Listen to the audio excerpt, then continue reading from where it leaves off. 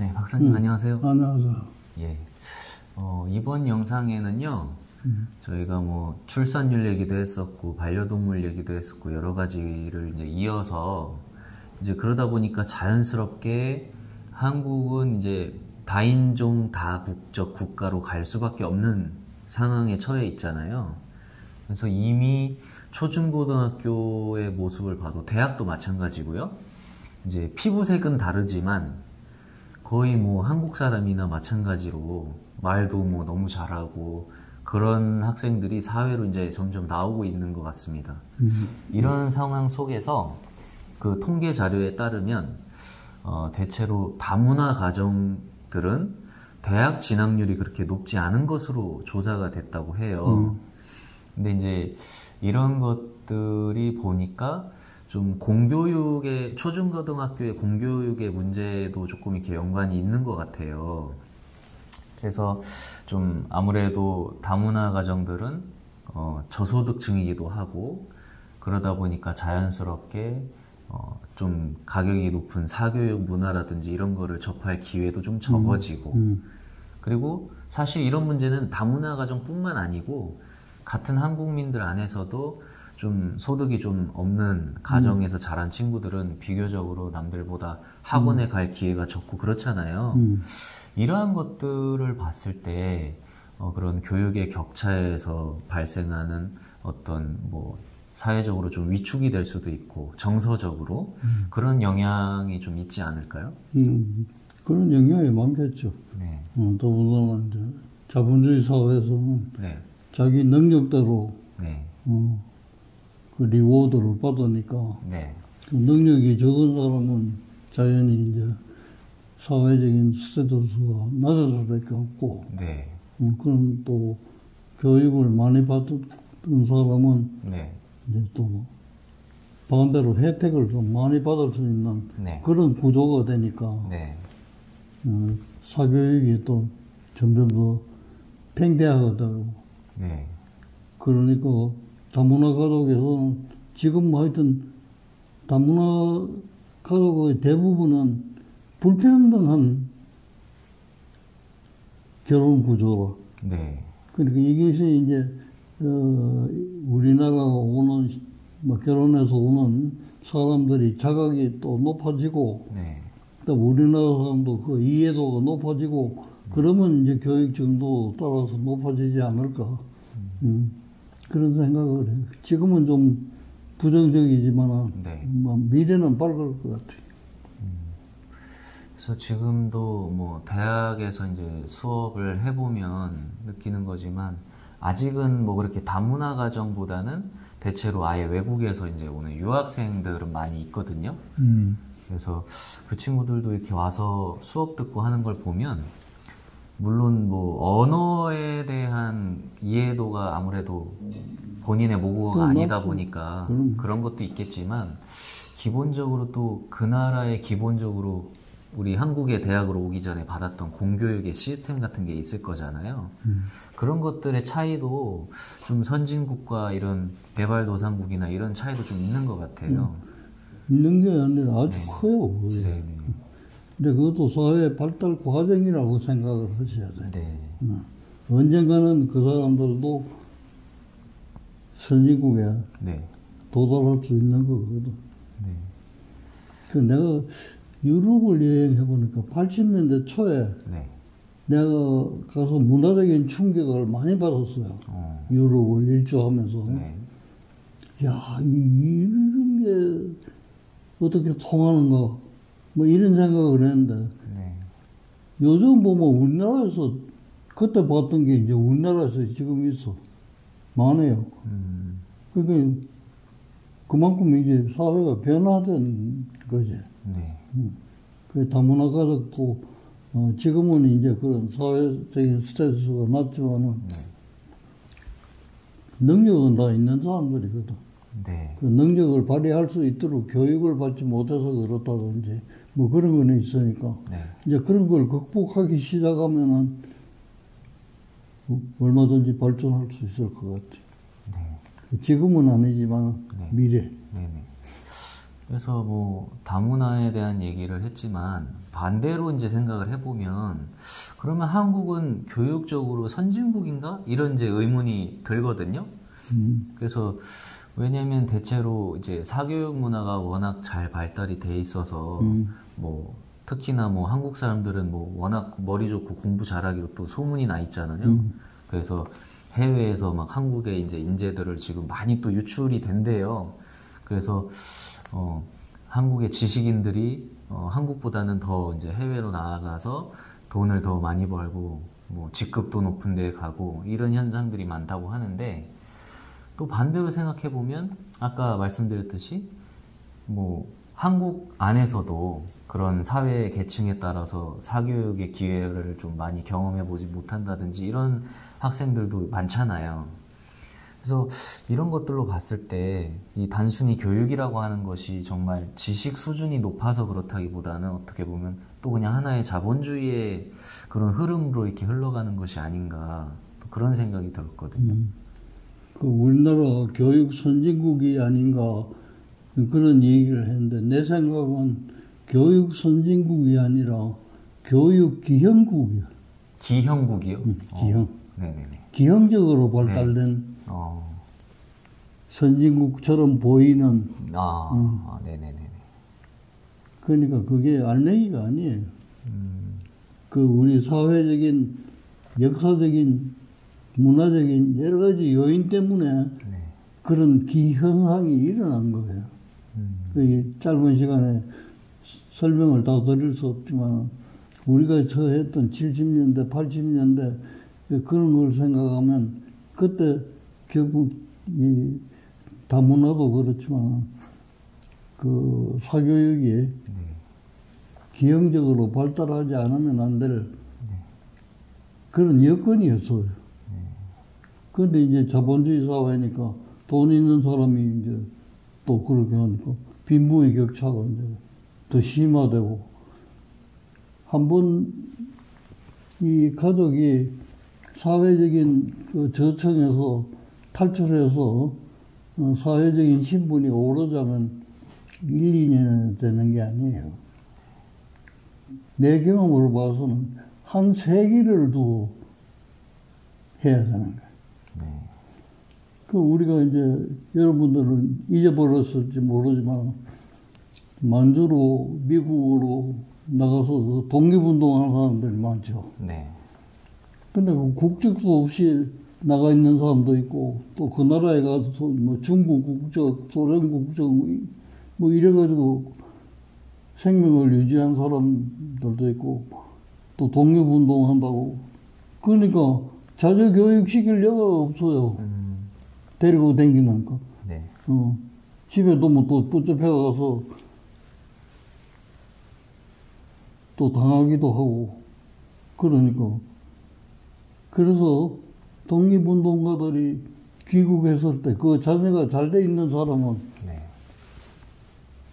내가 좀 과장하면 한 사람도 본 적이 없어. 교육을 받을 기회가 있어야지.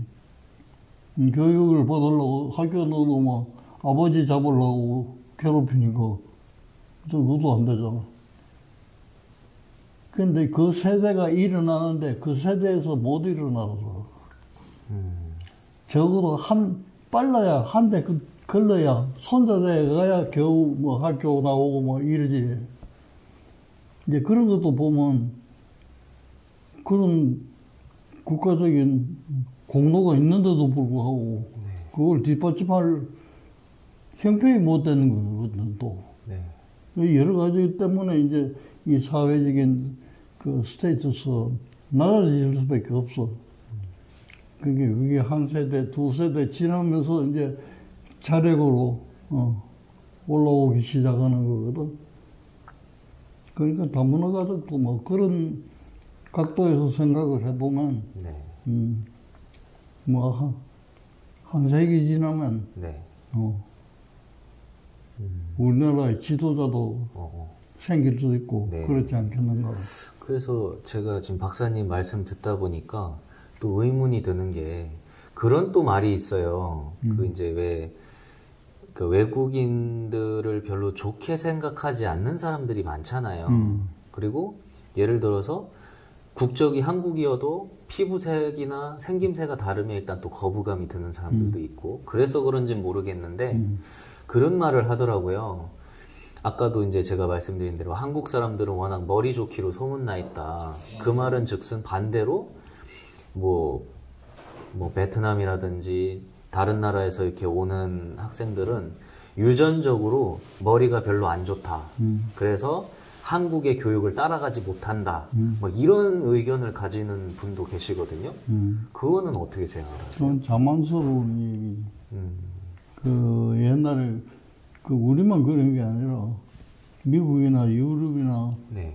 사회적으로 선진국가라고 생각하는 네. 그런 나라에서 나온 논문들이에요. 네. 논문들인데 네네. 뭐가 있느냐 하면은 여성들은 남성에 비해서 IQ가 떨어진다. 네네. 이게 논문으로 나와 있어요.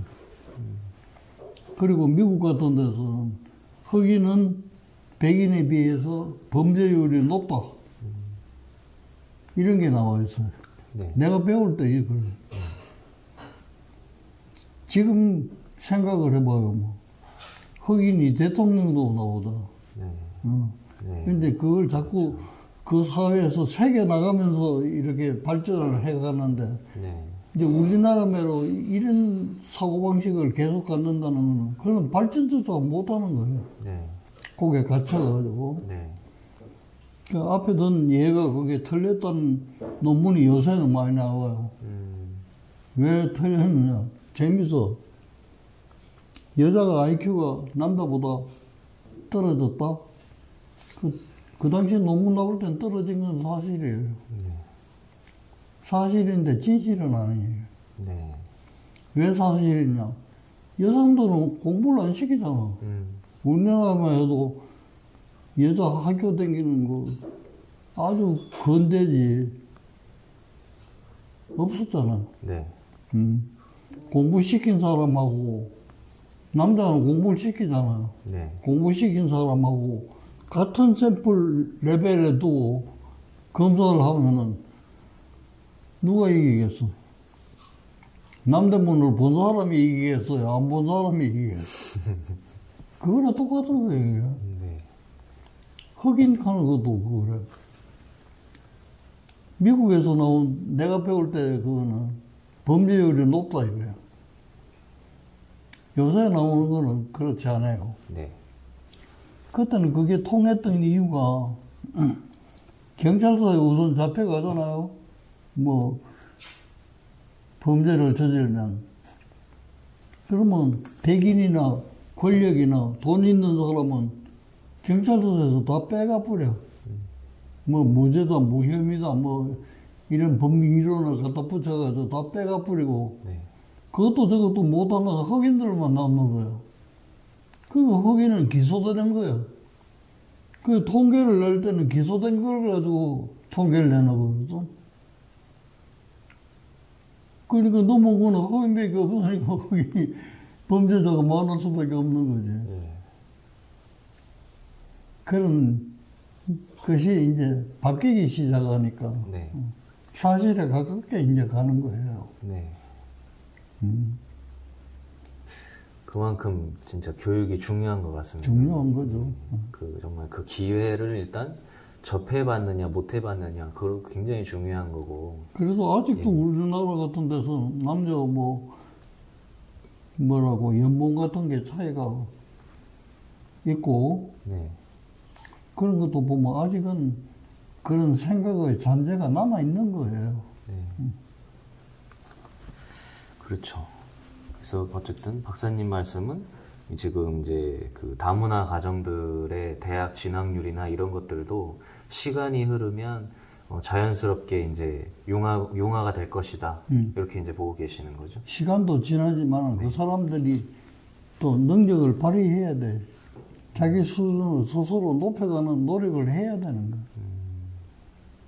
근데 또 그런 말이 있거든요.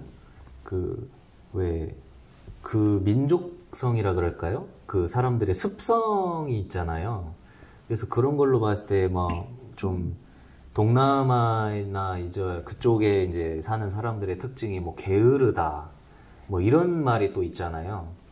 그래서 자연스럽게 교육이라든지 아니면 열심히 일한다든지 이런 거에 별로 관심이 없다 이런 말도 있더라고요.